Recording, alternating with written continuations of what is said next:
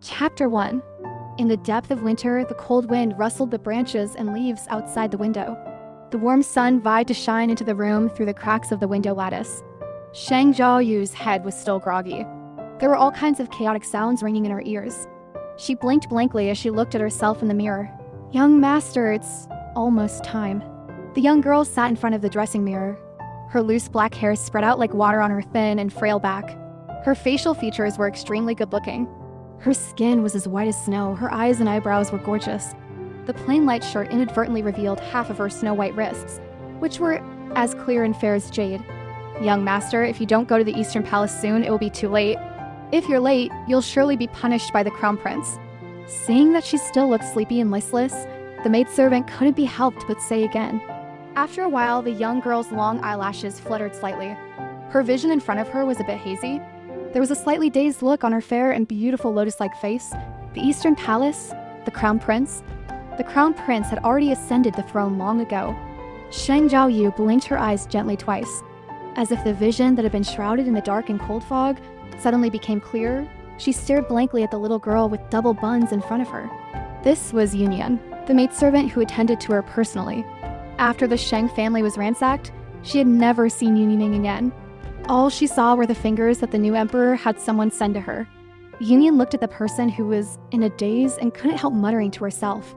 Could it be that the young master was haunted by a nightmare last night? "Young master, are you all right?" Sheng Jiaoyu came to her senses. Her eyelashes, as thin as cicada wings, fluttered twice. She pursed her soft lips and raised her eyes to look at the furnishings in the warm room. There was a screen carved with red sandalwood, a cabinet made of huangwali wood, a desk standing by the window, and outside the window was a magnolia tree. This was clearly her bedroom in the Sheng family, not the deep palace where she had been imprisoned for years without seeing the light of day. Sheng Jiaoyu slowly furrowed her delicate eyebrows. The young girl still looked a bit trance-like. Wasn't she dead? The young girl was absent-minded. She raised her hand and pinched her face hard. Ouch. It hurt so much. Yunyan was a bit scared by her master's inexplicable behavior. "Young master, what's wrong with you?" The light gradually returned to Sheng Jiaoyu's eyes. She stepped on the thin blanket barefoot and slowly stood up. The young girl was slender and frail, especially her willow-like waist that could be grasped with one hand. She moved her lips and replied softly, "I'm fine." Yunyan saw that the girl's complexion was normal. She quickly took the clothes from the hanger and was about to change them for her when she suddenly remembered the breastband that had been left by her. Yunyan went to the cabinet and rummaged out a clean breastband. "Young master, please bear with it for a while." Sheng Jiaoyu looked down at her own chest and sighed softly. "All right." While helping her wrap up her chest, Yunyan complained in a low voice, "I don't know what the master and madam were thinking. If you feel pain in your chest, just find an excuse and come back earlier." The delicate and charming young lady had to disguise herself as a man for no good reason. After changing her clothes, Sheng Jiaoyu pursed her lips. "Yes, I know." Sheng Jiaoyu naturally knew why her father had done this. The current emperor was already advanced in years and didn't have much time left. Although he had long established the legitimate son born by the empress as the crown prince of the Eastern Palace, neither the empress nor the crown prince was favored by the emperor. In the past 2 years, the 7th prince born by concubine Zhang had been the most favored. Her father was concubine Zhang's cousin. The Sheng family had feuded with the empress's maternal family years ago, and they had been at loggerheads in the imperial court, which had caused a lot of unpleasantness. If the crown prince ascended the throne smoothly in the future, the Sheng family would surely come to a bad end. The crown prince was gentle in temperament, but weak and sickly. He was an easygoing person, but he was not capable of taking on the great responsibility of being an emperor. To preserve the Sheng family, her father wholeheartedly supported the 7th prince, only hoping that the 7th prince could ascend the throne in the future. Originally, Sheng Jiaoyu had a twin brother. However, her brother had been sickly since birth and had difficulty walking, so he had always stayed in the south of the Yangtze River. Her father asked her to assume her brother's identity and sent her into the palace to be the crown prince's study companion. It sounded nice to be a study companion, but in fact, her father wanted her to spy on confidential matters. However, her father's plan was doomed to fail. The seemingly innocent crown prince was actually extremely calculating, and he would be a ruthless emperor in the future. In the 4th year of Mingzhao, he killed the 7th prince, eliminating all threats. In the winter of the same year, the emperor passed away, and the crown prince ascended the throne smoothly. He purged the old ministers in the imperial court who had different intentions. The Sheng family also couldn't escape the disaster. Her father, brothers, and uncles were exiled to the barbarian lands, and the female relatives in the family were demoted to slaves. Thinking of the crown prince, Sheng Jiaoyu's hands and feet turned cold, and her complexion gradually turned pale. Even if she could live her life over again, she could never forget the man's fury when he learned that she had betrayed him, nor did she want to recall the humiliation she suffered after he discovered the truth about their daughter. There was no daylight in the palace, yet a faint fragrance lingered in the air. Her clothes lay in disarray on the bed. The man's palm pressed firmly on her waist, while his other hand gently tugged at the delicate chain around her ankle. His solemn and deep voice swept past her ear. "You've deceived me for so long. Whatever you endure tonight, you deserve it." The young girl imprisoned in the arms of the young emperor had teary, burning eyes. The corners of her eyes and brows were moist with a crimson hue, and she was coaxed by the man's fingers into a soft and timid state. There was fear and timidity in her moist eyes. When she stammered out her pleas for mercy, her breath carried the sweetness of a young girl. With teary eyes, she said, "Your Highness, the Crown Prince, please, pity me." The man's thumb lifted her chin, neither too gently nor too forcefully, and he curled his lips into a light chuckle. "Little liar, how dare you still call me the Crown Prince?" Sheng Jiaoyu would never want to repeat the same mistakes in this lifetime. She didn't want to be retaliated against by the vengeful Crown Prince, nor did she want to see the Sheng family imprisoned.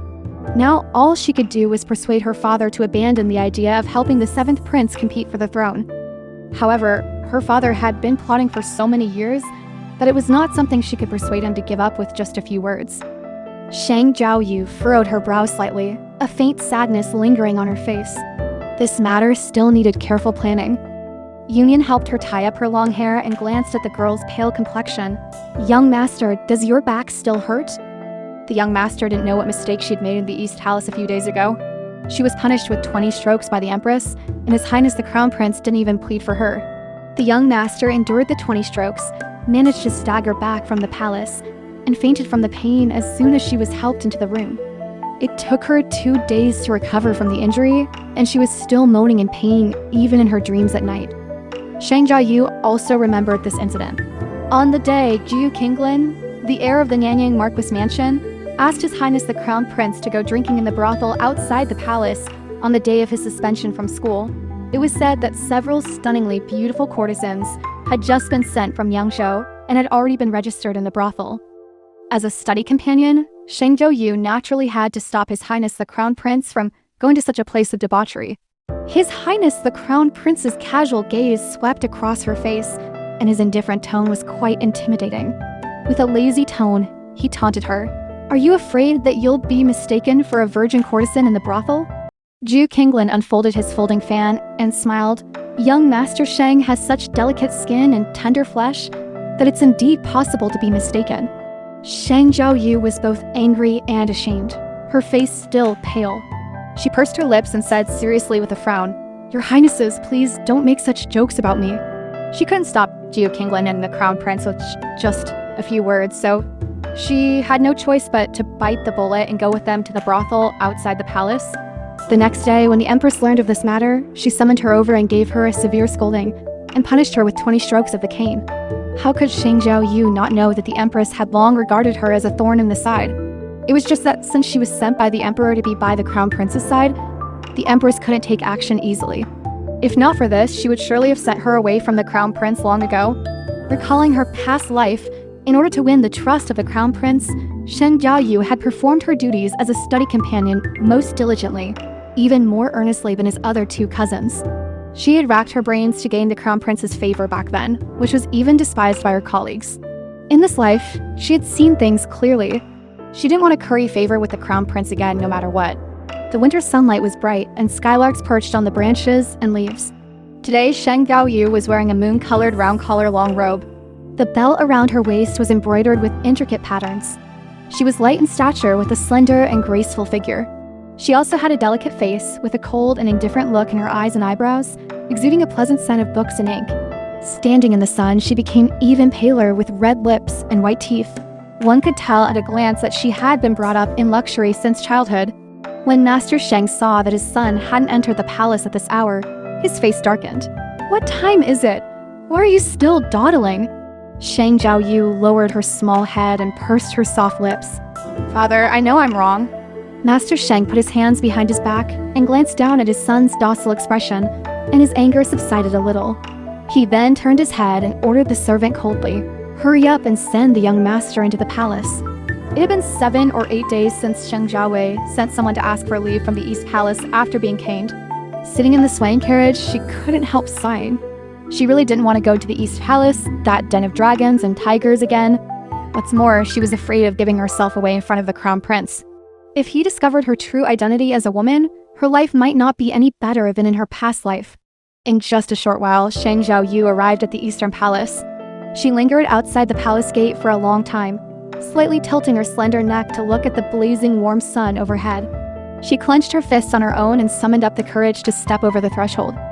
Eunuch Cao caught sight of her and called out with a smile, "Young Master Sheng, have your injuries healed?" Xingju pursed her lips and nodded. Eunuch Cao squinted at her, secretly marveling in his heart that young Master Sheng was really getting more and more good-looking, and was no less attractive than the palace maidens. He gently flicked the horsetail whisk in his arm, bent slightly at the waist, and said to her politely, "His Highness is in the study. Please go in." Sheng Jiaoyu straightened her thin back, walked slowly on her feet, clenched her thumb, and pinched her palm hard. Her legs trembled slightly out of her control. Suppressing the fear engraved in her bones by that person, she raised her hand and knocked gently on the door. "Come in." Sheng Jiaoyu's palms were sweaty. She released her thumb and slowly pushed the door open. The room was filled with a faint smell of medicine. The study was brightly lit. The man was standing with his head bowed in front of the golden Yanmu table. The sunlight shone on his side face through the window lattice. His face was like white jade, fair and translucent. He was wearing a dark blue Kessie crimson robe today with his long black hair as smooth as silk tied up by a jade crown. His facial features were delicate, and when he was silent, there was an intimidating presence of being awe-inspiring without anger. Sheng Jiaoyu bowed respectfully and said, "Your Highness, the Crown Prince." The man put down the writing brush in his hand and slowly looked up. His beautiful, gloomy eyes glanced at her coldly, and the oppressive gaze lingered on his pale face for a long time. After a long silence, he asked, "Why are you so late?" Usually, he was the most diligent one, fearing that others would snatch his work, but today was unusual. He was a full 3/4 of an hour late. One couldn't help wondering what he was avoiding. Could it be that he was scared of being beaten with the rod? Wei Jing then thought to himself that it had taken so many days to recover from just 20 strokes of the rod. He was really more delicate than a woman. Chapter 2. The window lattice were set up in the study, and the waterside pavilion was reflected in the courtyard where some wisterias and tender bamboos were planted. The sunlight penetrated through the carved wooden windows and shone into the room. The room was adorned with a faint scent of sandalwood. On the north side, the bookshelves were filled with antique objects, and an exquisitely crafted and expensive white jade brush holder was placed on the desk made of agar wood. When Sheng Jiaoyu heard the prince's casual question, her heart skipped a beat.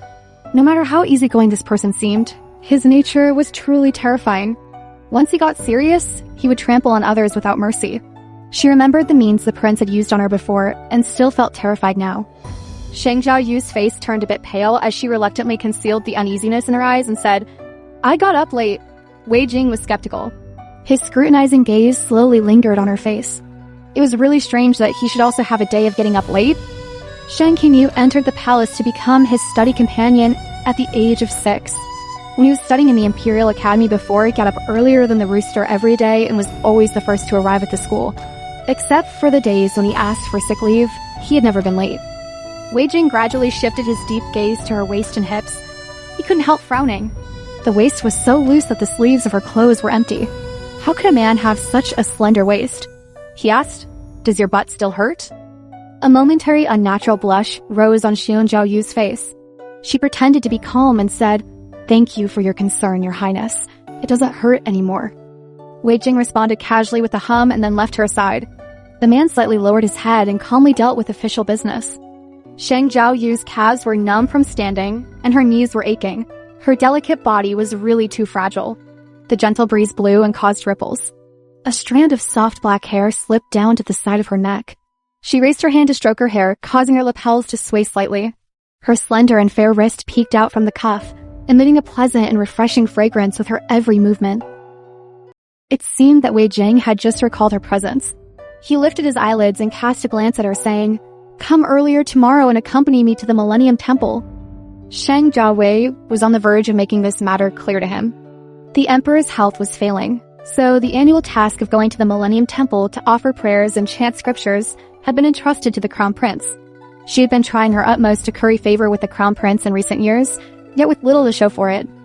The members of the Crown Prince's clique didn't get along well with her, especially Gu Qinglin, that shrewd heir, who on the surface treated her as a friend, but privately wouldn't tolerate anyone around him getting too close to her. He had never taken her along to the Millennium Temple. Each time it was Gu Qinglin and the others who accompanied the Crown Prince, Sheng Jiaoyu had no desire to go. However, her father was no longer indulging her this year. There were rumors that the Crown Prince had an extraordinary relationship with the abbot, a senior monk in the temple. Her father wanted her to snoop around and find out the truth. If she still couldn't manage to go this year, he'd tell her not to come back home again. Sheng Jiaoyu's delicate face was a bit flushed from the sun.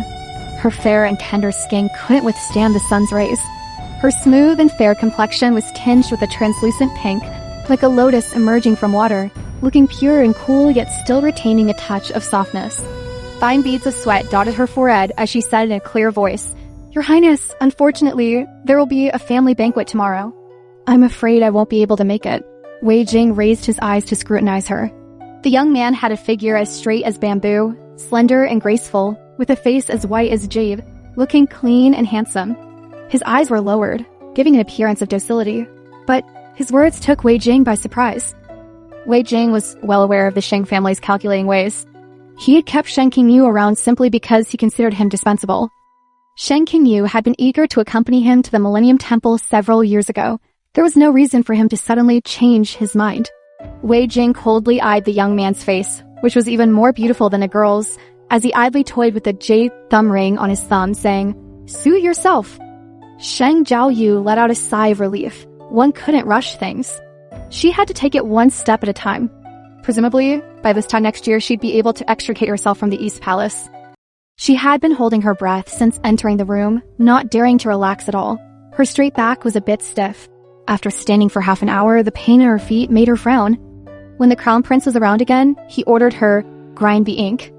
Sheng Jiaoyu walked with her stiff and aching steps to the desk. She was used to grinding ink and copying books, so it wasn't unfamiliar to her now. Wei Jing smelled the faint, delicate fragrance on her again.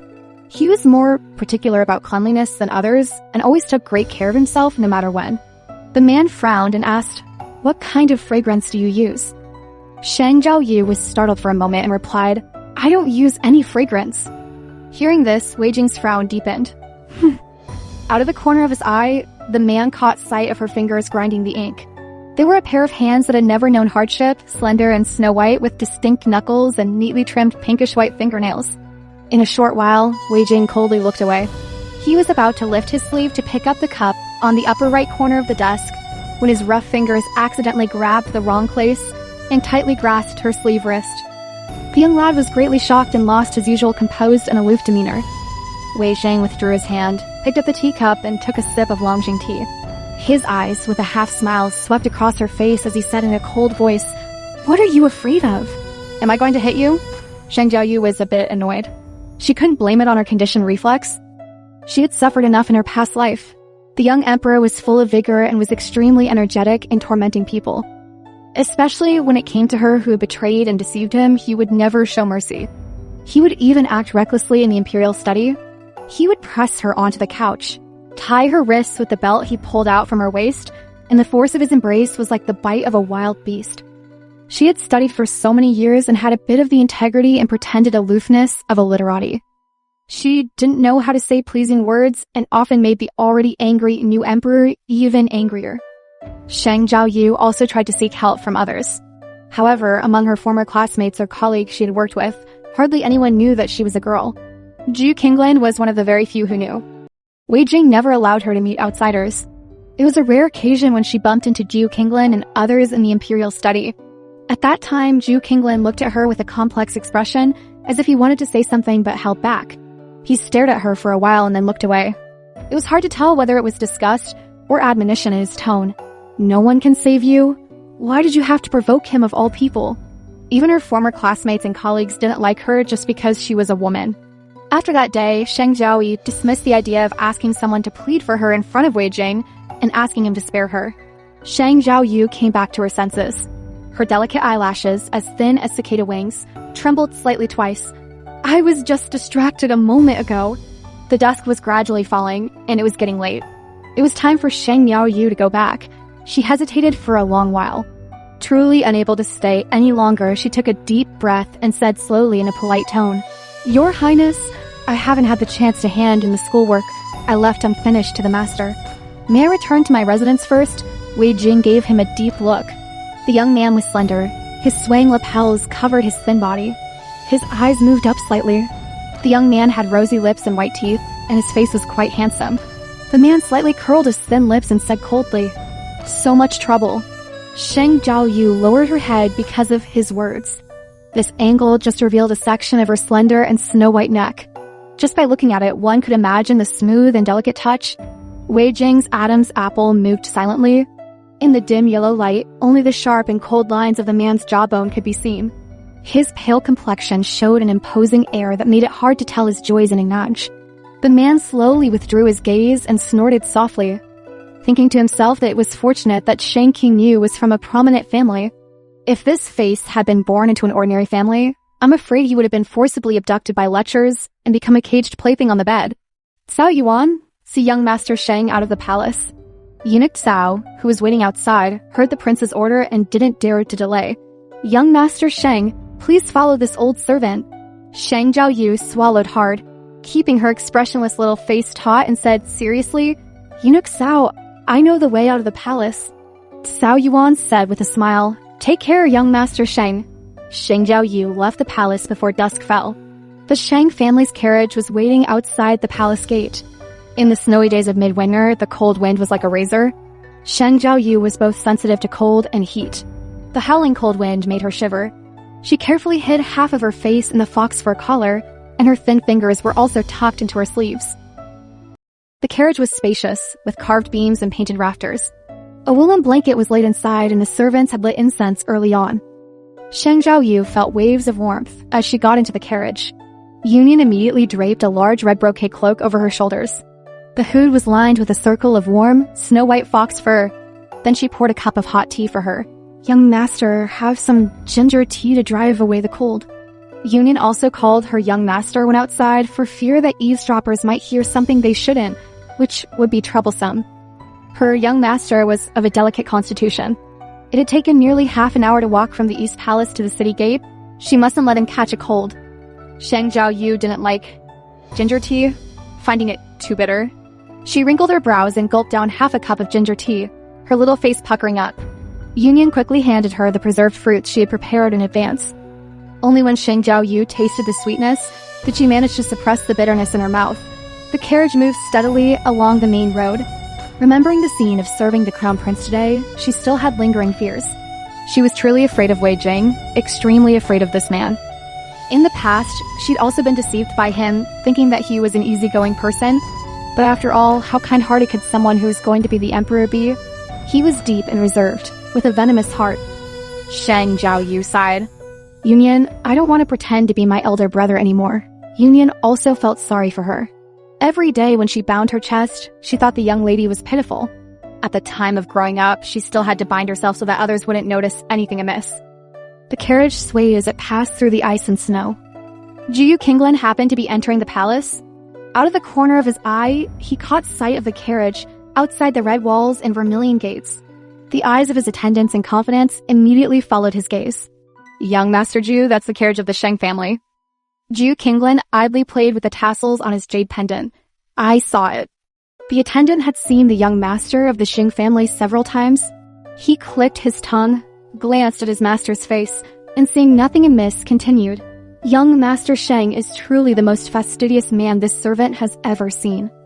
Jiyu Qinglan casually tossed his palace pass to the imperial guards on duty and sneered, "He's used to enjoying himself." All of those who served him closely were beautiful maidservants. Standing in the snow, they would prepare warm cloaks and delicate, small hand warmers in advance. There wasn't a second young master in the capital city who was more pampered than he was. Such a young master who couldn't endure hardships was actually sent by the Sheng family to be an informer beside the Crown Prince.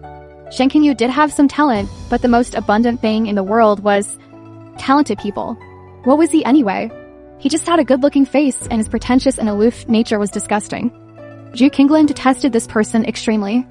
He had suffered many hidden losses at the hands of this frail scholar Sheng Jiaoyu. When the Sheng family fell someday, he would get this person from the Crown Prince and settle all the accounts of these years with him properly.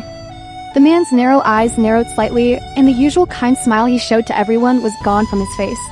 Let's go! Chapter 3. Upon returning to the Sheng mansion and stepping into the courtyard gate, Sheng Jiaoyu encountered her half-brother Sheng Jiaoyu.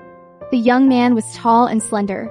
In the ice and snow, he donned an indigo-colored Hanzhou silk straight gown, with his black hair bound by a white jade crown.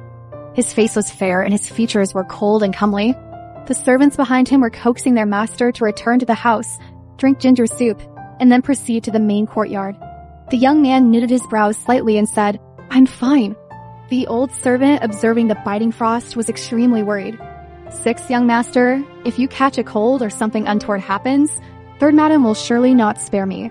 Reluctantly, the young man replied in the affirmative and was about to take a step when he looked up and saw his eldest brother, who had just returned from the palace. The young man's dark eyes were suffused with a thin layer of coldness, and his frigid gaze swept over his brother. He was wrapped more tightly than a girl and was rather sensitive to the cold. The white snow made his eldest brother's face appear rather pale. It could be described as having an ice skin and jade-like complexion, but not overly so. His eyes were black and clear, and his lips were reddened by the cold. He presented a rather handsome appearance. No wonder there were numerous girls in the capital who were infatuated with him like a school of fish in a river. However, with this frail and delicate body, it remained uncertain whether he could survive until the wedding night. "Second brother." Sheng Jiaoyu nodded to him with a cold mien and said, "Sixth brother." The relationship between the children of the first and third branches had always been ordinary.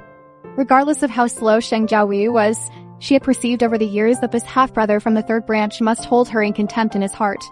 Sheng Jiaoyu truly despised this weak, incompetent, and hypocritically noble brother. He had endured in silence beside His Highness the Crown Prince for many years, toiling without complaint and not daring to oppose his father's plan. Sheng Jiaoyu was over 16 years old and would enter the examination hall in 2 years. He had been astute and intelligent since childhood, and his monthly academic performance ranked among the top in the academy. Even if he participated in the imperial examination ahead of schedule this year, he would still be able to achieve a good ranking on the list. Sheng Jiaoyu smiled slightly, his fox-like eyes narrowing slightly as he asked, "Brother, why did you return so early today? Usually, you are so diligent and studious that you do not leave the palace until it closes. You seem reluctant to leave." His smile was without flaw, and it was impossible to discern whether he was truly puzzled or being sarcastic in a roundabout manner. The moonlight clear snow shone. Sheng Jiaoyu cleared her throat, her voice as cool as her bearing. Did sixth brother not also return early from the academy? Sheng Jiaoyu, silenced by his elder brother's retort, eyed him with increased coldness. The old servant, seeing the two young masters glaring coldly at each other, sighed inwardly, his worry so great it seemed his hair might turn white. The third household had been in decline for years. The third master had passed away, leaving only the children of concubines. Sheng Jiaoyu was the sole heir. Though not sixth young master's biological mother, the third madam wholeheartedly nurtured him to uphold the third household status. In contrast, the first household had prospered for years. Fearing the two young masters might argue and incur the elder master's punishment, the old servant consoled. "Sixth young master, we've been outside a while." Sheng Jiaoyu had little desire to look closely at his frail, shorter elder brother. He narrowed his crafty, fox-like eyes, staring intently. Winter snow fell in a flurry, covering the branches. Suddenly, a gust of wind blew, and plum blossoms bloomed defiantly in the cold. Goose feather-like snowflakes landed on Sheng Jiaoyu's sleek black hair. In the snow-covered ground, only his lips had a faint crimson tinge. Sheng Jiaoyu curled his lips in a cold, sarcastic smile. "Brother, be cautious when out. Society's morals are waning. A lapse could lead to mishaps." He warned of being abducted by rogues. In these times, social mores are liberal, and some men have a preference for male beauty. Sheng Jiaoyu was not unaware of her half-brother's taunts. His offhand speech was full of sarcasm. She regarded him coldly. The setting sun's afterglow refracted through her pupils, making them pale like precious glass. She gazed at his face. His features, resembling his mother's, were beautiful. His eyes were long and narrow, his nose bridge high and straight, and his lips slightly upturned with a touch of color. He seemed to smile, but his eyes were cold. She knew of Sheng Qingning's ambitions. When the new emperor ascended, only the third household of the Sheng family was spared. Her younger brother had been astute since his early years, possessed of great shrewdness and the ability to ingratiate himself with all, demonstrating remarkable proficiency in the art of dealing with others. During the period when the Sheng family was wholeheartedly endeavoring to support the seventh prince in his bid for the imperial throne, Sheng Qingning had already defected to the side of the crown prince. Even she herself remained unaware of precisely when her deeply calculating younger brother had managed to become a confidant of the crown prince. Subsequently, when she found herself entrapped within the bedchamber of the newly enthroned emperor, with restrictions hemming her in on all sides, Sheng Qingning did indeed attempt to pay her a visit. However, he was nonchalantly rebuffed by Wei Jing. "Exercise due caution upon myself as well," Sheng Jiaoyu intoned coldly. Perceiving the frigid glint in his elder brother's eyes, Sheng Qingning pressed his lips together and responded, "I am most grateful for your admonition, elder brother. I shall bear it firmly in mind." The tempest of wind and snow grew ever more intense, causing the frost and snow to bend the branches under their weight. Sheng Jiaoyu then retired to her own chamber. The doors and windows were securely fastened, and from without, the faint sound of the cold wind buffeting the latticed windows could be discerned. Within the inner chamber, silver charcoal was burning merrily, suffusing the room with a pleasant warmth. Union attended to her, assisting her in changing into clean raiment and replacing the hand warmer with a new one. She then dispatched the menial maidservants stationed outside to fetch the pre-prepared warm tea and pastries. "Pray partake of some pastries, young master, to assuage the pangs of hunger," Union proffered. Sheng Jiaoyu had a penchant for sweetmeats, yet dared not let it be discerned by outsiders. Ordinarily, she exercised great restraint, only daring to indulge in a morsel or two within the confines of her own chamber. She sampled a piece of hibiscus cake, finding it to be sweet, rich, crispy, and fragrant, and was thereby unable to resist partaking of 2 additional pieces, following which she took a sip of hot tea. She still had some academic tasks left uncompleted. Having sated her appetite, she draped a long gown about her shoulders and made her way to the writing desk. Feeling a chill, she bade the servants stoke more charcoal. The charcoal utilized in the second young master's chamber was all of sandalwood, a fine and costly variety. Sheng Jiaoyu devoted half an hour to the composition of an essay destined for submission to her tutor. When she once again raised her eyes, only the flickering of the candle flames remained, for it had already grown dark without the window. She took a step forward, proceeded to open half of the window. The winter wind and snow had already subsided, and the courtyard was enshrouded in a mantle of white, presenting a scene of a world clad in ice and snow. Several brightly burning lamps were kindled beneath the eaves. She allowed the gentle breeze to caress her face. Her fair cheeks bore a faint semblance of melancholy. The flickering candlelight illuminated half of her face. Her eyes sparkled with a brilliant radiance, and her innate beauty could not be concealed even by her cold mien. Sheng Jiaoyu emitted a soft sigh beneath the moonlight and then duly closed the window. After taking a bath and burning incense, she changed into a snow-white nightgown. The soft silk clung to her delicate curves, and her slightly wet long hair slid down to the side of her neck. Her translucent white cheeks were tinged with a faint blush from the warm, steamy mist. She had a slender figure, and her skin was as clear and porcelain white as ice and snow. Union scarcely dared to look at her for long. In the whole capital city, there was no second person who was more good-looking than her. Even the handsome man praised by the emperor couldn't compare to her. Union tiptoed to cover the lamp, let down the curtain, and then carefully withdrew from the Wanglai wooden canopy bed, saying, "Young master, go to bed early." Sheng Jiaoyu gave a soft and said, "You go back and rest too. There's no need to keep watch." Union replied with a yes and said, "This servant will be in the side chamber. If the young master needs anything, just call this servant, okay?" In the delicate small burner, sandalwood for helping sleep was lit, emitting a pleasant fragrance. Sheng Jiaoyu didn't sleep soundly. Her thoughts drifted up and down. She was awakened by a nightmare before dawn the next day. A little cold sweat broke out on her back. Her dark eyes were vacant, and her gaze was unfocused as she stared at the bed curtain. A chilling feeling crept into her skin. Everyone said that Wei Jing had a gentle, solemn, and upright temperament, and quite the magnanimity of a wise emperor. But it was all a lie. Wei Jing's profound and reserved nature concealed his ruthless and overbearing means. He had countless tricks in the bedroom. Sheng Jiaoyu had developed a psychological shadow when looking at the bed curtain. He always liked to force her to wear all kinds of women's clothing, light silk and satin dresses with extremely thin fabric that could be torn with little effort. She had been raised as a boy since childhood and couldn't handle the complicated dresses of women. Wei Jing seemed to take this as a pastime in his leisure time. Every day, he would personally help her change into women's skirts. Occasionally, when he was in the mood, he would throw her onto the brocade quilt and thin blanket. Naturally, she wasn't willing. She would get up and try to hide. Wei Jing wasn't angry either. His long, slender, and well-defined fingers would forcefully pull down the curtain beside the canopy bed and then tie her wrist behind her back, saying, "Don't be impatient, my dear minister." Sheng Jiaoyu was most afraid of that feeling of losing control. It really made you feel cornered with no way to escape. She came to her senses, and gradually there was a sparkle in her bright eyes. After washing up and changing clothes and having breakfast, she said to Union, "Take down the curtain." Union was surprised and said, "Why all of a sudden?" Sheng Jiaoyu furrowed her delicate brows, closed her eyes, and said slowly, "Take it down." Seeing that her complexion wasn't good, Union didn't dare to say anything more. Yes. On this day, His Highness the Crown Prince was set to proceed to the Kangxi Temple in the company of Jiyu Kinglin and others for the purpose of worshipping the Buddha and chanting scriptures, thereby beseeching for favorable weather in the forthcoming year. She had scarcely obtained a day of respite and had intended to venture out for a stroll. Scarcely had Sheng Jiaoyu completed changing her attire when a servant of the household hastened to the exterior of her courtyard, gasping for breath as he delivered the message. "Second young master, the carriage of His Highness the Crown Prince has been awaiting outside the mansion for quite some time." Sheng Jiaoyu was taken aback. "The Crown Prince?" The servant regained his breath and said, "His Highness is on the verge of setting out for the Kangxi Temple and must not be tardy. Pray, hasten and board the carriage."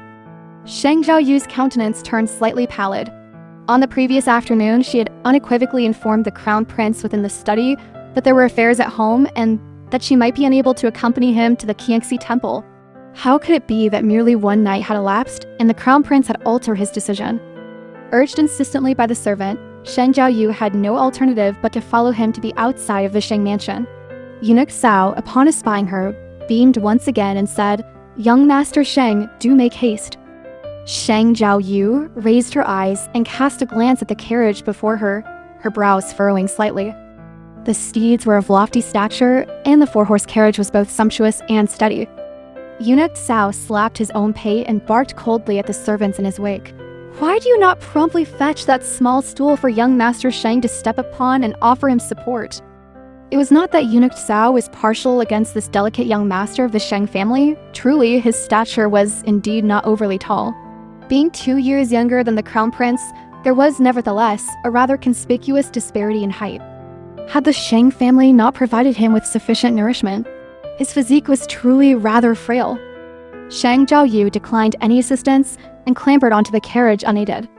Within the carriage, it was capacious and warm, with a soft couch draped with a quilt for the purpose of repose. A faint fragrance lingered at the tip of one's nose. The man sat expressionlessly before the desk. The orange candlelight illuminated his visage, clearly delineating the cold and resolute contours of his countenance, as well as the air of indifferent authority that surrounded him. His fingers idly toyed with the Buddhist beads in his hand, and he lifted his eyes to glance indifferently over him, saying, "Sit." Sheng Jiaoyu seated herself at a position some distance from him, her eyes and brows lowered. On this day, he was attired in a moon-white Hanzhou silk long shirt. The young man possessed a slender frame and a well-proportioned figure, yet he was simply overly fair. With red lips and white teeth, he presented a rather youthful appearance. His vermilion lips were tightly pursed, betraying a certain degree of nervousness. Wei Jing surveyed this comely countenance and was involuntarily drawn to his delicate and pale neck. There seemed to be a faint, sweet fragrance there, reminiscent of the stickiness that follows the consumption of copious amounts of sugar. Wei Jing had surreptitiously conducted a detailed investigation regarding the individual dispatched by the Sheng family to his side. Truly, it was a rarity that this young man had an affinity for sweet edibles. Wei Jing's gaze gradually shifted, and he observed him covertly inching his hand closer to the direction of the stove. In his heart, he scoffed. He was far too fearful of the cold. Wei Jing extended his thumb and tapped on the table, saying, "Why are you avoiding me? Come and sit closer." In Chapter 4, in the delicate and spacious carriage, a faint sandalwood fragrance was lit. However, it seemed that the cold wind from outside seeped into the carriage, bringing a chill. Sheng Jiaoyu's delicate and slender white hands, hidden in her sleeves, shrank a bit, and she silently curled up her thumb and clenched her fist to warm herself. She quietly raised her eyes and glanced at the man sitting opposite her twice. The young body of the Crown Prince didn't seem to be afraid of the cold. He was only wearing a white lake silk plain straight robe. He was tall and had handsome and delicate features. He put down the memorial in his hand expressionlessly, lifted his eyes and scanned her whole body, casually observing her thin body. The young man sitting by the couch had his thin shoulders trembling slightly and his brows slightly furrowed, not knowing whether he was afraid or hiding. Afraid of him? It shouldn't be. Hiding from him? It made even less sense. Wei Jing had previously been somewhat disgusted with this ungrateful and precious young master from the Sheng family, but seeing his vaguely tired and evasive demeanor, he didn't feel good either. How dare he dislike him? Therefore, Wei Jing said from a superior position, "Sit closer." Sheng Jiaoyu hesitated slightly. When she saw the coldness in the Crown Prince's eyes, she paused for a moment and then had to move her buttocks a bit closer to him. Her thin and weak body didn't take up much space, and she pursed her lips slightly, as cold as the moon. Wei Jing seemed to smell the incense on him, which was more pleasant than the smell of ordinary men, a sweet fragrance that wasn't disgusting, just a faint wisp. He lowered his eyelids and saw half of the fair and slender neck nest peeking out from the collar of the young man. His sight silently shifted upward. This jade-like face was also extremely white, and the golden light shining through the window lattice made half of her face slightly reddish, and her nose tip was also red. Wei Jing's gaze lingered on him for a while. He had known that this study companion of his was good looking since before. Once, Wei Jing saw Sheng Jiaoyu being bullied in the palace. He was 12 or 13 years old, white and soft. His several cousins tricked him into the long, abandoned cold palace.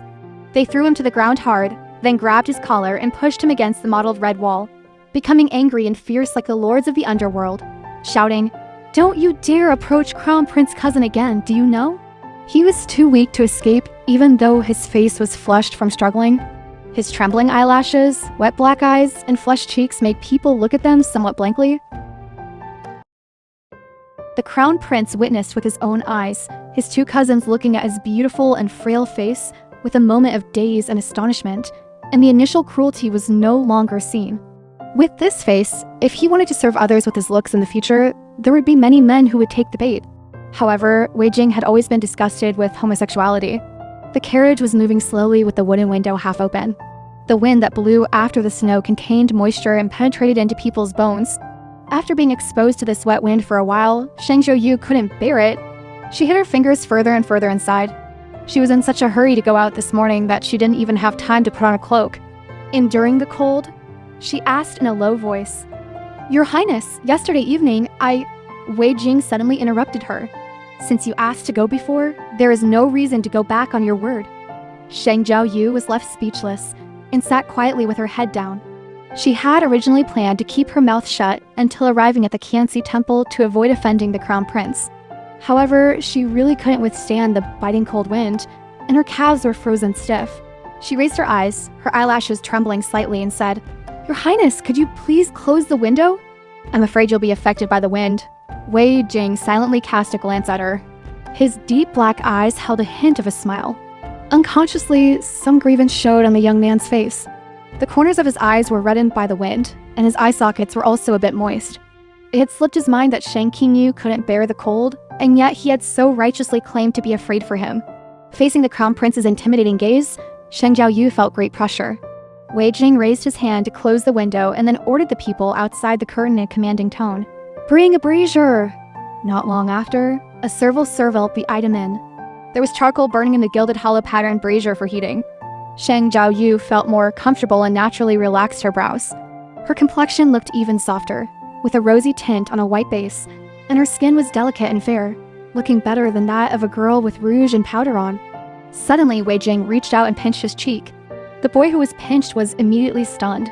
When the man slightly exerted force with his fingers, he frowned in pain, and some anger emerged in his clear and bright eyes. Wei Jing even went so far as to scrape his fingers across his face a few times. The skin was soft and delicate. The rough fingertips pressed against it, easily leaving 2 marks. He withdrew his fingers expressionlessly and said, "I thought young Master Sheng had put on some powder, but it turns out not." Sheng Jiaoyu was a bit angry. She pursed her soft lips tightly and endured without making a sound, not daring to lose her temper with him. The frost was proud against the snow, and occasionally there were a few strands of plum fragrance wafting in. After traveling on the official road and then switching to the mountain path, about more than half an hour had passed when the carriage stopped in front of the Buddhist temple. Having been unable to stop having nightmares last night, Sheng Jiaoyu hadn't slept for more than a few hours in total. After the carriage warmed up, she was on the verge of falling asleep. She gently rested her head on the window, lowered her eyelids, and fell asleep without realizing it. Her usually soft and white skin had a touch of rosy hue, her lips were slightly parted, and the warm breath she exhaled carried a soft and fragrant smell. The man opened his eyes, his pupils pitch black. He stared at him calmly for a while without any emotion, and didn't make a sound to wake him up. Xing Kun said respectfully from outside the curtain, "Your Highness, we have arrived at the Kangxi Temple." The man grunted in response and got off the carriage expressionlessly, with his good-looking eyebrows furrowed. His tone was cold and emotionless as he frowned and ordered coldly, "Wake up Sheng Qingyu." Xing Kun was stunned for a moment and then said, "Yes." He hadn't expected that young Master Sheng would be so bold as to dare to sleep right under His Highness's nose. Xing Kun was dressed in black brocade clothes with a sharp curved sword hanging from his waist. He had thick eyebrows and big eyes, and there was a hideous scar on his eye socket, presenting a terrifying and fierce appearance. He lifted the curtain of the carriage rather rudely and knocked heavily on the wooden eave with his knuckles, making a dong sound. Sheng Jiaoyu awakened from her sleep. She gently opened her eyelashes and was greeted by a fierce-looking man with an expressionless face. Xing Kun raised his eyebrows and said, "Young Master Sheng, we're here." Sheng Jiaoyu calmed down and got off the carriage with a calm expression. There were 2 old ginkgo trees outside the Buddhist temple. The trunks were thick. Even several people couldn't encircle the roots with their arms. Colorful silk ribbons were hung on the dry and lonely branches. Words of blessing were written on the silk ribbons with gold powder dipped in ink. There was an incense burner beside the trees for people to burn incense and worship Buddha, and the incense smoke was continuous. The temperature outside the carriage suddenly dropped, and her face was immediately reddened by the freezing weather. A majestic and imposing army in black armor, armed with swords and spears, surrounded the temple. Sheng Jiaoyu's heart pounded violently when she saw these cold-looking black-armored soldiers. They were all the personal guards of the Crown Prince, skilled in guarding and capturing fugitives. She had been strictly guarded by these unfeeling black-armored soldiers back then. Zhu Qingling got out of another carriage and walked over unhurriedly. When he clearly saw Sheng Qingyu's face, he was slightly surprised. He hadn't expected that the Crown Prince would bring him along this year. The young man's figure looked particularly thin and frail among this group of people. Fine snowflakes rested on his thick, dark and curled eyelashes. He lowered his eyes, looking cute and quiet from the side. On this winter snow day, it was rare to see him dressed as thinly as today. His slender and snow-white neck, and his face seemed even whiter than the snow. His eyes still looked a bit misty from just waking up. Following Zhu Qingling's gaze, Wei Jing quietly took a couple of glances. The young man frowned, and the corners of his eyes and the tip of his nose were slightly red. Wei Jing didn't like delicate and effeminate men very much. It seemed as if someone had bullied him. He always put on this lofty, cold, and yet frail appearance, as if deliberately trying to arouse sympathy. This morning, Sheng Qingyu's reluctance had already annoyed Wei Jing. Now, this pitiful look made him even more uncomfortable. Zhu Qingling took 2 steps forward and said in a familiar tone, "Young Master Sheng, are you cold?" Sheng Jiaoyu straightened the corners of her mouth and said, "Not cold." Zhu Qingling chuckled upon hearing this. Then he asked his attendant to bring a hand warmer and handed it to her. It was so delicate that it looked like something a girl would use. Sheng Jiaoyu felt that Zhu Qingling was humiliating her, but looking at his bright and smiling eyes, it didn't seem like a deliberate humiliation. She handed the hand warmer back and said, "No need." Wei Jing suddenly interrupted their conversation. His tone wasn't as gentle as usual. He called out the full name, "Sheng Qingyu, come with me." Her heart skipped a violent beat. Frightened and terrified, she buried her face and followed the man without a word. Stepping over the threshold of the temple, the sound of a bell ringing came from afar. A young monk led the 2 distinguished guests to the resting wing room. With a kind face and his hands clasped together, he said, "Please wait a moment, 2 benefactors." The abbot is still preaching scriptures in the Buddhist hall. After saying that, he clasped his hands together again and bowed, then withdrew from this simple wing room. The layout of the wing room was simple, with a bed, a square table, and an old and yellowish cabinet. On the desk, there were all the necessary writing materials like paper, ink, brush, and inkstone. The window lattice faced the backyard directly. When the gentle breeze blew past, the branches of the slanting trees swayed with a rustling sound. There was no underfloor heating in the room, nor any warming stove. Since no one had lived in it for a long time, it felt gloomy and cold. Staying inside was no different from being outside. Wei Jing lifted the teacup and took a sip of the old tea. Out of a corner of his eye, he caught sight of her shivering calves and asked unhurriedly, "Are you very cold?" Sheng Jiaoyu was both cold and afraid. It wasn't that she was cowardly, but she was truly terrified of being alone with Wei Jing. He would humiliate her in countless ways, regardless of the occasion, and even dared to do those absurd and shameless things. The astringent aroma of the tea dragged her back to that scene. The knocked-over teacup spilled the warm tea in a swaying motion. Her back was pressed against the wet tabletop, and the tea soaked her thin clothes. She couldn't stop shaking all over. The man's nose bridge was pressed against her neck hollow. His breath was tantalizing. His thumb with a thin callus casually caressed her smooth and delicate face. Looking at her eyes forced to glisten with tears, he chuckled hoarsely. "Are you scared already? No one will know." He had always been using this way of humiliating her to get revenge on her. Her tightly clenched nails dug into his flesh. As her consciousness wavered, she moved her lips feebly and said, "I'm wrong. Just kill me." The man's grip was so strong that it seemed he wanted to break her waist. "I can't bear to hurt you." Sheng Jiaoyu hesitated for a moment. She didn't dare to lie to him, afraid of being seen through. She replied in a low voice, "Yes." Wei Jing suddenly felt irritated. Perhaps he was just too fed up with her sickly appearance, finding it an eyesore and superfluous. He coldly ordered Sheng Kun to go to the carriage and get a cloak. Sheng Jiaoyu didn't really want to wear his clothes. He was much taller and stronger than her. The black cloak draped over her was a size too big enough to wrap herself up like a blanket. She held the clothes carefully and placed them beside the bed. "Your Highness, your clothes are too precious. If I accidentally damage them, I can't afford to pay for them."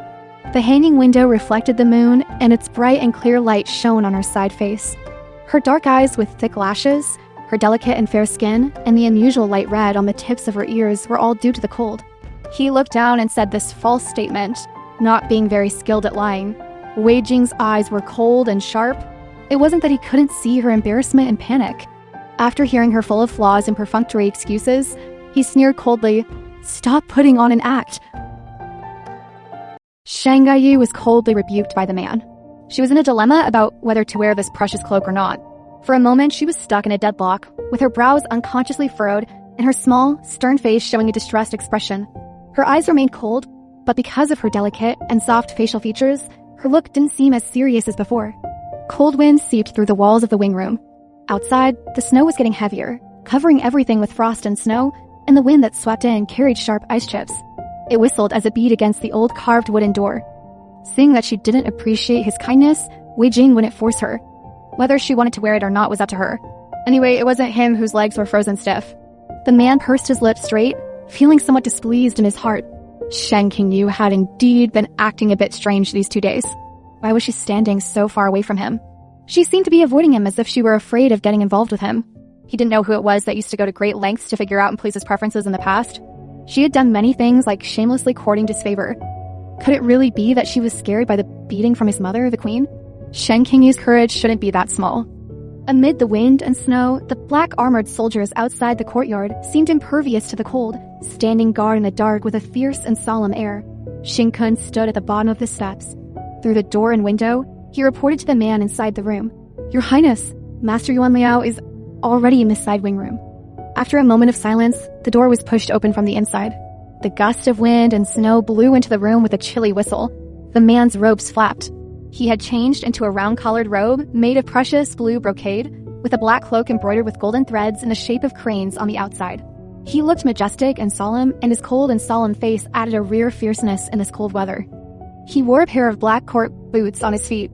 He walked silently, and even when stepping on the snow, hardly any sound could be heard. Has Master Yuan Liao finished chanting the scriptures? Of course not. It was Sheng Kun who held a golden knife to Master Yuan Liao's neck and brought him to the side wing room. Wei Jing gave him a sideways glance. He knew what was going on without needing to be told more. In the side wing room, Master Yuan Liao was chanting scriptures with his eyes closed.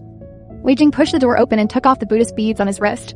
His eyes were cold as he said with a light sneer, "Master Yuan Liao, it's really not easy to see you." Master Yuan Liao slowly opened his eyes, clasped his hands together, and said respectfully and calmly, "Your Highness, the Crown Prince." The monk didn't look very old, and his features were also gentle and peaceful. He didn't show any panic or fear when being trapped. He calmly looked at the Crown Prince and said slowly, "Your Highness, your fierce aura is even stronger than before." 4 years ago, Master Yuan Liao was already in this temple.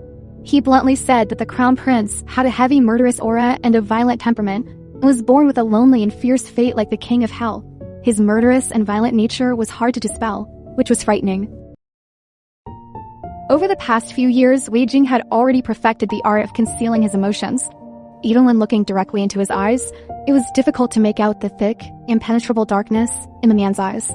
He was adept at hiding his feelings without betraying any emotion, already an unfathomable presence. Wei Jing had no intention of wasting time on him. On the 15th of January, Master Yuan Liao should know what to say and what not to say. Master Yuan Liao sighed silently. Amitabha. Sheng Jiaoyu asked the young monk to light a warming stove in the room and then close the doors and windows tightly. After a while, the wing room gradually became warmer. Her frozen and numb hands and feet also slowly regained their warmth. She still felt a bit uncomfortable. Just now, the Crown Prince had changed his clothes right in front of her without any hesitation. She didn't know what the man's body was made of. In the depths of winter, he wasn't the least bit afraid of the cold. At that time, Sheng Jiaoyu silently turned her body sideways, deliberately avoiding looking at him. Her slightly flustered actions gave the Crown Prince a clue, and he sneered, asking what was so shameful about being men. Reluctantly, she had to turn her head back. She was, of course, no stranger to the Crown Prince's body. The young man was full of vitality, with abundant essence and blood and a strong fire within. His waist and abdomen had the smooth lines between a teenager and an adult man. He was tall with strong and muscular arms, full of vigor and vitality everywhere. Only after the Crown Prince left did the tightly drawn string in Sheng Jiaoyu's mind slowly loosen. She was wondering why the Crown Prince had brought her along this time. There were people who had secretly sneaked into the capital from the general's mansion at the border town in the Millennium Temple. The general's mansion was the Empress's maternal home. Previously, the Emperor had issued an edict ordering the Grand General who guards the nation to hand over his military tally and station himself at the border. Without an imperial decree, no one in the entire mansion was ever allowed to enter the capital. Those who violated this order would be charged with the crime of treason, with no mercy shown, and their entire clans exterminated. The Grand General who guards the nation was the Crown Prince's maternal grandfather and held high prestige in the army. However, how could one tolerate others sleeping soundly beside one's own bed? The Emperor's move was a precautionary measure. Only by getting rid of the old general, this great threat, could he sit securely on the imperial throne. Previously, the Crown Prince had been reluctant to bring her along precisely because he was afraid that she would discover the people from the general's mansion in the temple. In her past life, someone had reported the Crown Prince. Later, the imperial guards surrounded the Millennium Temple like an impregnable fortress. It was so tightly guarded that even a fly could hardly get in. They conducted a thorough search inside and outside for half a month, but didn't find a single trace of the general's mansion in the temple. After that, the Crown Prince quickly found out who had informed on him. The next day, the bloody head of that person was hung outside the mansion of the Grand Secretary. Before dying, he had his tongue cut off and his nose and eyes gouged out cruelly. Sheng Jiaoyu had no intention of getting involved in these matters in this life. The Crown Prince was by no means the cowardly, kind, and compassionate person her father thought he was. The Crown Prince's scheming and means were so ruthless that they made her shudder. At noon, a Buddhist hall had been set up in advance in the Mahavira Hall. The Crown Prince held the incense chopsticks in his hand, knelt on the futon with both knees, closed his eyes, and concentrated, holding his breath. There was a deathly silence in the hall. After a while, the man slowly opened his pitch-black eyes with a cold and indifferent expression on his face. He straightened up and inserted the incense chopsticks into the incense burner. The monks in the hall immediately began to chant scriptures and perform rituals to pray for blessings. Both Sheng Jiaoyu and Zhu Qinglin had to stand outside the hall, listening to the chanting of the scriptures coming from the monks through the door. When the religious ceremony was over, Zhu Qinglin took a couple of steps forward with his black boots and then suddenly turned around. His beautiful eyes like peach blossom fans looked over at her. "Brother Sheng, aren't you coming to worship the Buddha?" Perhaps because Sheng Jiaoyu had died once, she was more in awe than respectful of Guanyin and the Buddha. She hardly dared to look directly at the solemn and majestic Buddha statues. She secretly pinched her palm to make it hurt, took a deep breath and straightened her cold and delicate small face. "Of course I am." She gritted her teeth and stepped over the threshold in front of the Buddhist hall. Without showing any trace, she lowered her eyelids, knelt in front of the Buddhist statue with her eyes downcast, clasped her hands together, and bowed and kowtowed. Facing the Buddha, Sheng Jiaoyu didn't dare to be greedy in making wishes. Being able to live again was already a kindness from heaven. Zhu Qingling glanced sideways. The young man kneeling on the futon had his eyes tightly closed, with a devout expression. His fair and translucent small face was lit up by the flickering candles in the hall. His jawline was exquisitely smooth, his nose tip was slightly upturned, and a faint tinge of color could be seen on his pale lips. Looking down, his throat was even thinner than that of his peers. Zhu Qingling had no doubt that he could easily strangle him with one hand. He had a face that was red-lipped, white-toothed, cute, and likable. The things he did were really disgusting. The way he was eager to flatter the Crown Prince was not clever at all. He spoke clumsy, sweet nothings, and even dared to righteously admonish in front of them, directly pointing out their faults. He was just pretending to be self-righteous, aloof, and arrogant. However, Zhu Qingling didn't expect that Sheng Jiaoyu would worship the Buddha so devoutly. She actually looked quite proper doing it. When the incense chopsticks burned out, the young man got up, furrowing his delicate brows and staring blankly at the Buddha statue. Zhu Qingling brushed off the incense ashes that had accidentally smeared onto his sleeve cuff. Then he casually turned his eyes sideways to look at the person beside him. "I wonder what wish Brother Sheng has made to the Buddha." Sheng Jiaoyu tightened her hands hidden in her sleeves and casually replied, "I prayed for the safety of my family." Zhu Qingling beamed with joy. His smile was extremely striking, but those around him were most afraid when the young master of the Marquisate smiled like this, for they knew that the young master was in a bad mood. "I thought Brother Sheng was praying for a good ranking in next year's imperial examination." Sheng Jiaoyu was already used to Zhu Qingling's attitude towards her. The young master of the Marquisate was a member of the imperial family and nobility, and naturally a supporter of the Crown Prince. He naturally had no liking for someone like her who had different intentions. She said indifferently, "When it comes to exams, it's better to rely on oneself than on others." Zhu Qingling said meaningfully, "Brother Sheng is right." Sheng Jiaoyu's essays were ordinary, but her policy discussions were excellent. Moreover, she could write beautiful calligraphy. There would surely be a place for her in next year's imperial examination hall. It was just that no one knew what ranking this young master of the Sheng family could achieve. Zhu Qingling had read the essays written by Sheng Jiaoyu. They were quite ordinary. Unless the ancestors of the Sheng family showed their divine power, it would be hopeless for him to get into the top 3 with his level. The wind and snow outside the Mahavira Hall grew louder and louder. The accumulated snow slowly slid down along the eaves gutter and crashed onto the stone steps. Several branches of the winter jasmine tree broke under the heavy weight. The wind and snow brought a bone-piercing chill. Sheng Jiaoyu stood straight under the eaves. Her body shivered from the cold, and the fingers tucked in her sleeves gradually became cold again. Her delicate face looked even more porcelain white in the snowy day, and her light pink cherry lips had 2 marks bitten by her teeth. The Crown Prince slowly walked out of the hall. His pitch-black pupils glanced at the thin body of the young man. He casually fiddled with the black Buddhist beads in his palm. Seeing that the young man was shivering from the severe and cold wind and snow, he showed no sympathy at all. He brought it upon himself. He was given the fur coat, but if he didn't wear it, he would suffer from the cold. Sheng Jiaoyu endured the cold and tried to steady her voice, but the sound coming from her throat still trembled slightly. "Your Highness, when shall we set off to return to the city?"